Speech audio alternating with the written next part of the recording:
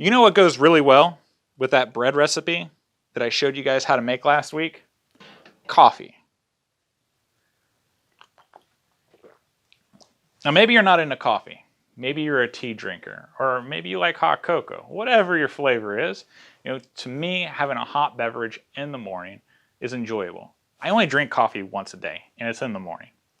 Now when it's really rainy or it's snowing, getting up and getting that fire going can kind of feel pretty tedious until I have my coffee. So it's kind of a priority to me. And, making the coffee can be a chore in that regard. So if you relate to me in that way, I think you'll really enjoy the artifact I'm going to show you today. It's really rare. Okay, we're talking like World War I rare. It's interesting stuff, and in my opinion, I think it's the perfect cook kit with one flaw, and I'll get into that. So let me tell you about the history of this artifact. It's a cook kit by the Theroz company. And, it's rare probably because it's been through 2 world wars, we've been through 2 scrap drives, and, maybe people don't even realize what they have, because that happens a lot. But this is a really nice example of ingenuity, being at the right place at the right time, and being one to break apart from the pack. So before we get into this, we actually have to go back a little bit farther, because this product is actually indirectly tied to another product that's quite a bit older. This was invented in 1918, but the product that came before it that led to this cause and effect was the Sterno company.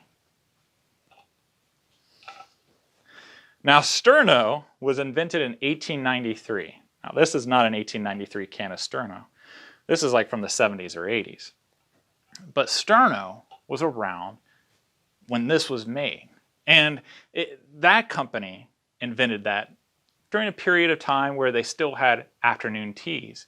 It was specifically marketed for chafing dishes and for keeping things hot. And some people used it to picnic and go outdoors and backpack and things like that. It's lightweight. It's portable. You light it and you immediately have a fire. And after 15 minutes, then you got your boiling water. Or even a little bit longer, you can cook a meal over top of it. So it's an incredibly useful product.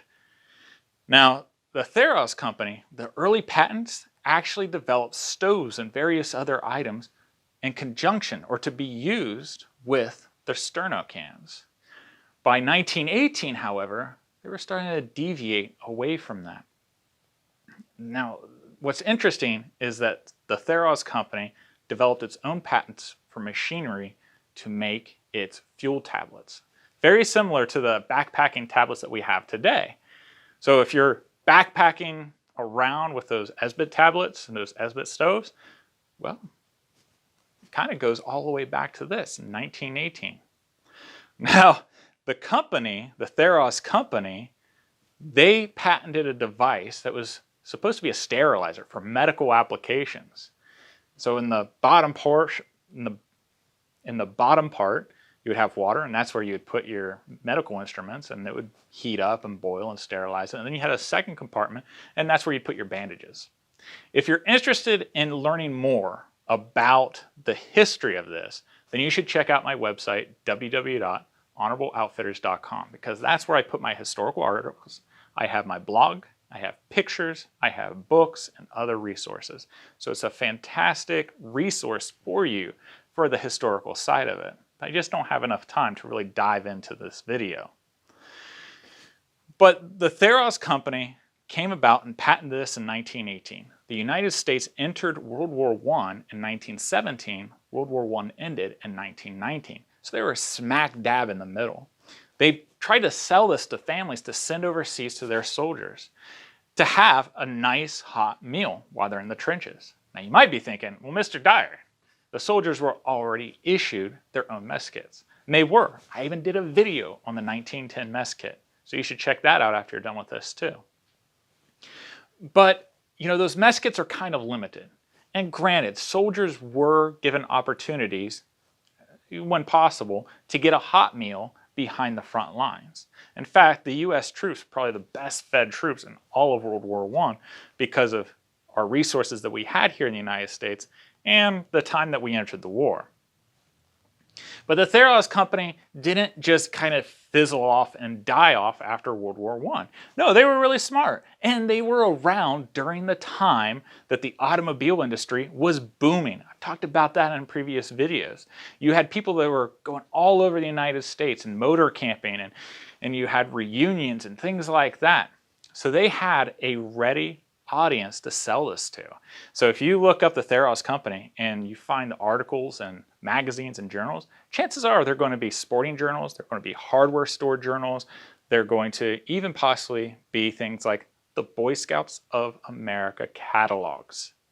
Now that's what excited me, because I found this in one of my early catalogs. And I was like, man, that's really neat. I gotta get me one of those. And it took a while. But the Boy Scouts of America marketed this.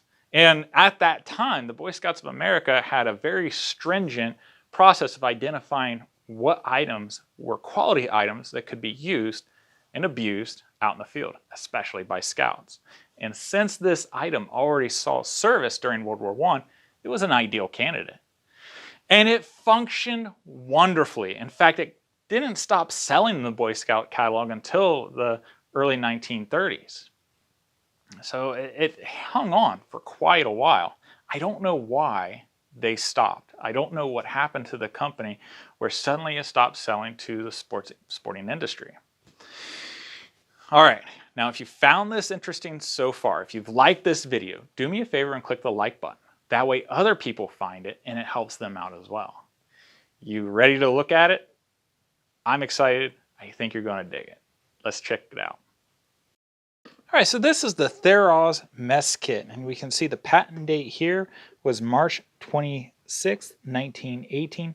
Other patents pending, and it says the Woolworth Tower, New York. You can see it has the bird logo on it. This is really neat.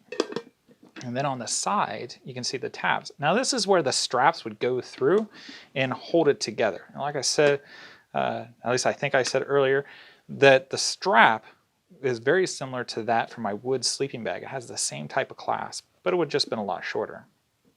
Now if we open this up, we have our shallow dish here. Now the cup that I have is not the original cup, and it's not even the right size, because this would have actually sat on top of the cup along the ridge. But this is a container that the fuel would be in that you would burn.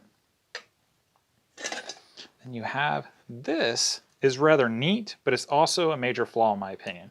You have the spoon, but it also acts as the handle. So when you grab the dishes, you would take this hook looking part and you would flip it over. You would grab the dish like so. So your thumb is pretty much compelled to be here and hold it like so. Now it can still wobble. Now I don't really care for that.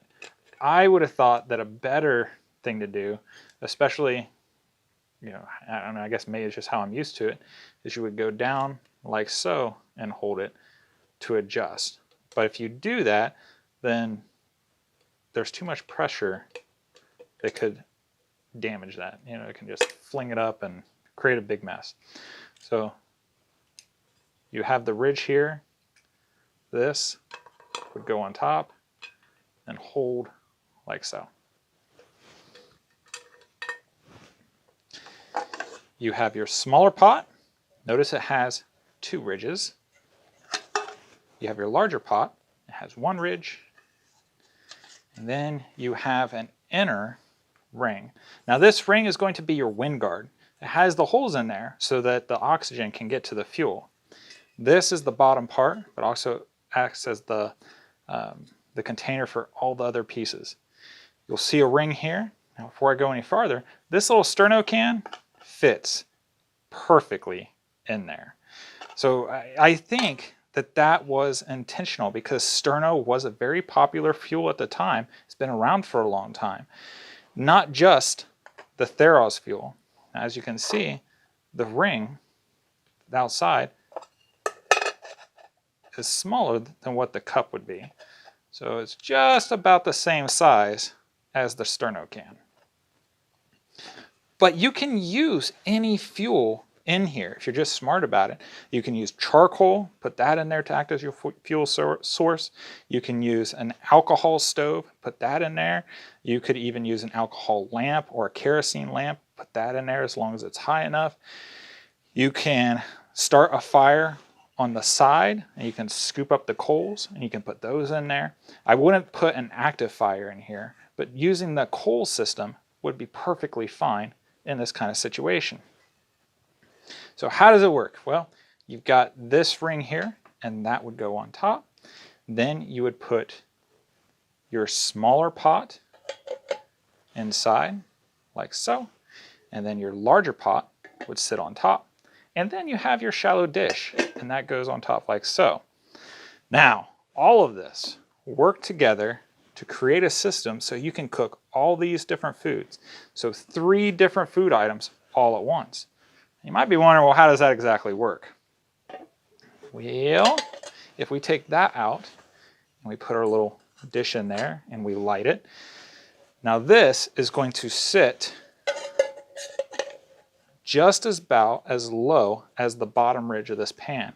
So it's not going to be directly on the flame. It's going to have some distance. Now, in the advertisements, you would put your water in here and your coffee or tea. So your coffee is going to boil and it's going to cook fastest. Just like I said earlier, I like having my drink immediately. And if nothing else, after it's boiling hot, you can set off to the side while the other stuff is heating up. Your coffee or tea can cool down enough that you can drink it. The advertisement then suggests having soup or canned vegetables or other canned items in this. So the steam from the coffee or tea, the heated up water, is effectively acting kind of like a double boiler. It's going to heat up the bottom. And then the same thing with this. Now, obviously, this isn't going to get a whole lot of heat by the time that everything rises to the top. But the idea was that once your coffee or tea is done here, or maybe a primary food item, you would remove this, take that off and put it to the side to cool down or drink or do whatever else you needed to. And then you would take your other dish and put it in its place. And this acts as the lid. So then this is cooking. And meanwhile, this is the secondary item that's heating up. Then once you're done with that, you can remove it and then you can do your skillet. But you don't have to use this as a skillet. You can use one of your other pots to fry up your bacon or anything else. And you can just use this as a lid, however you want to do it. Now you might be wondering, well, what about that heat? You know, I've said in videos before that aluminum conducts heat at twice the rate as that of other common metals, especially steel, which was the most popular metal at the time, next to tin and aluminum. And even tin was tin steel. So you want your aluminum to have some distance from your heat source because you don't want the bottom to scorch and burn. Now, that is just the beginning of the possibilities for this. So if you didn't have this and you had your coals in the bottom, you can use this smaller dish effectively like an oven, like a Dutch oven. You know how much I really like using my cook kits as Dutch ovens and not necessarily have to carry the cast iron. So you can put your biscuits or something else you want baked in there, and you put this on top, and then you have your coals in there. You can even put that on there to help the heat. So now your system is very easy to adjust. You can either remove coals quickly by taking just the bottom pan, shaking some out, or adding to it. The same thing with this one. You can put your coals in there, and you can put it on top, and you have a baked item. I think that is just awesome. I love having the multi-use for this particular cook set. I think it's just brilliant, 100% brilliant. But that's not it. That's not everything. So if I were to take these, I would put them off to the side. In fact, I could even use this as is. I just change the holes in a way that they're closed off. I can put charcoal or coals in here, Charcoal lasts a lot longer than coals, but I could put charcoal in there. Then I can put my smaller dish on top of those coals, put coal in there, put coal in there, and leave this as is. Now I have a space heater. So if I had a small tent or a small enclosed area, this would put off a tremendous amount of heat for me to stay warm, especially if it is inside a pup tent. And it's relatively safe. I said relatively safe. You don't want to put it in your sleeping bag, but this can act as a fantastic space heater, just in those capacities. I love it. I think this is the ideal right here. I hope you guys enjoyed the video about the Theroz mess kit. You enjoyed the history and me breaking it down for you, kind of literally, and showing you how it was used and discussing its history. If you want to know more of the history, check out www.honorableoutfitters.com. I have lots of pictures on there, lots of articles about historical artifacts that I own, and we talk about the history of it more in depth than what I have time to for this video. So definitely check it out. I have a shop. I have various other links, free resources. It's great. You should definitely visit it. It'll be worth your time. Go ahead and click the like button if you like the video. That way other people find it and it's useful to them. It'll help them out as well. I'd be doing them a favor. Click the subscribe button and the notification button, because next week I'm going to show you how to do a particular camp skill that you'll want to have next time you go outdoors. I hope you guys have a wonderful week. Give a kiss and hug to your loved ones and take care.